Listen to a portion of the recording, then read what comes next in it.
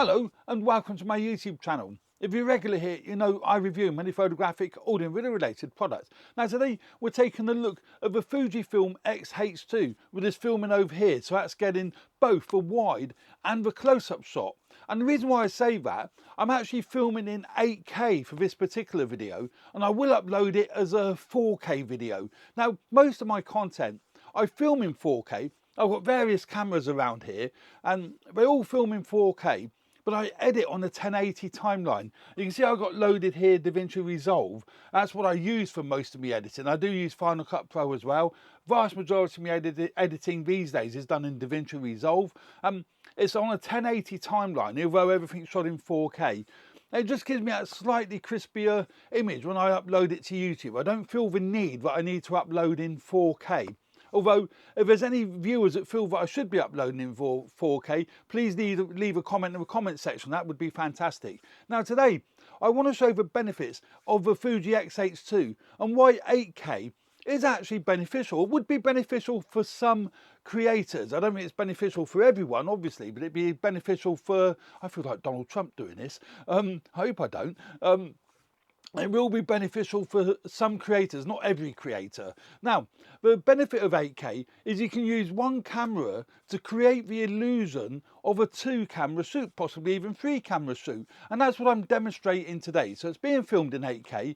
I will edit this video on a 4K timeline and upload it in 4K so you can see how crisp the image is, even when it's cropped in. And that's a great thing with 8K. You can crop into a tighter image. So you can use one camera to create the illusion of 2 cameras. And normally I always shoot on 2 cameras. Like I'm getting the close-up shot here, which I won't be using very much, but I'm using it now just to demonstrate the principle. So I would normally be getting a close-up shot, which happens to be my Sony a6700 today, with the Sigma f1.4 lens fitted to it. And normally then I would use my Fuji camera or my Nikon or whatever as the wide shot. But today I'm using the wide shot, so I'm shooting in wide, and then I'm going to cut in a tight shot in DaVinci Resolve, and that is really, really clever. Now, the only drawback I see with this is that with a close-up shot, again going back to my Sony, I can shoot it at f1.4 because I've got that particular lens on the camera, and it really does throw the background out. It does create that lovely separation between myself and the background. The one downside with filming both shots with the one camera, there's an f2.8 lens on the camera, and yeah, I'm not going to get that lovely creamy bokeh. I will get that depth between myself and the background, but it won't be as creamy as it would be if I shot it on my Sony a6700 that you're looking at now.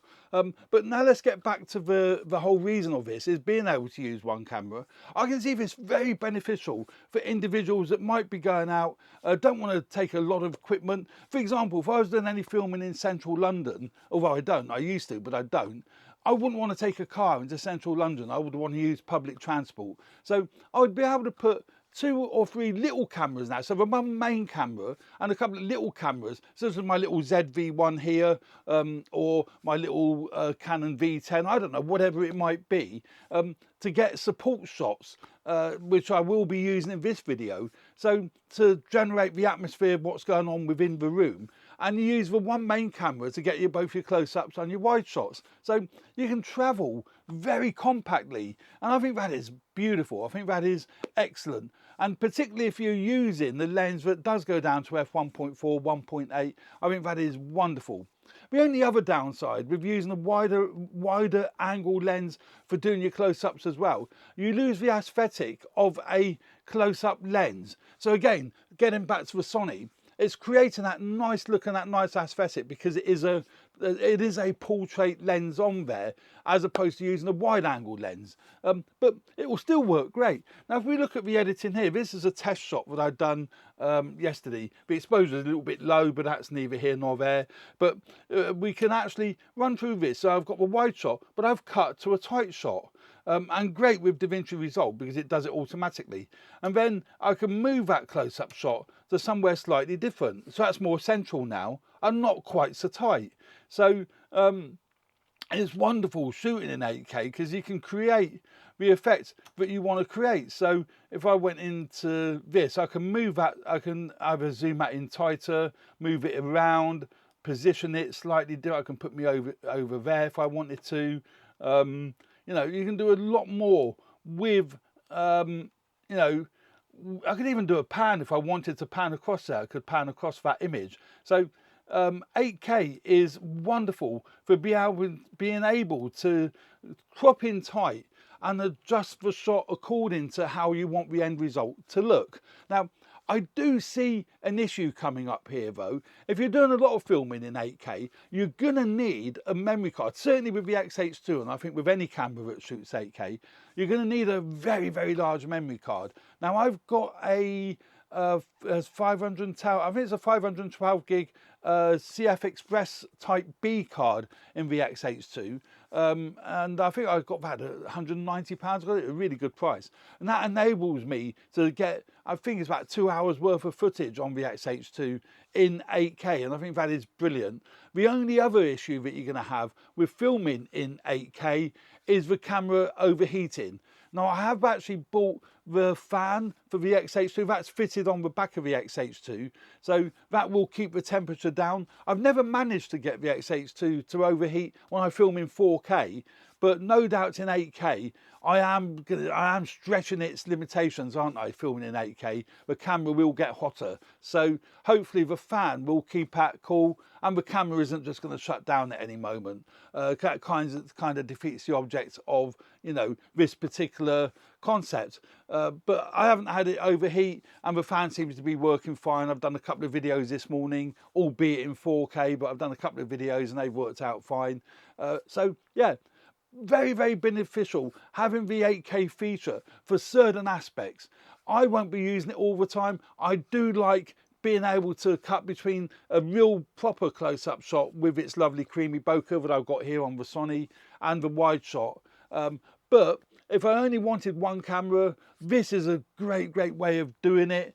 And as I say, using DaVinci Resolve or Final Cut Pro, the great thing with DaVinci Resolve, with the editor, there's one button on the editor that you can push, and that'll create a close-up image. So if I do that, that puts a close-up image on the timeline, and then I can just move that around, adjust it according to how I want that to look. I can zoom that in to be not quite so tight.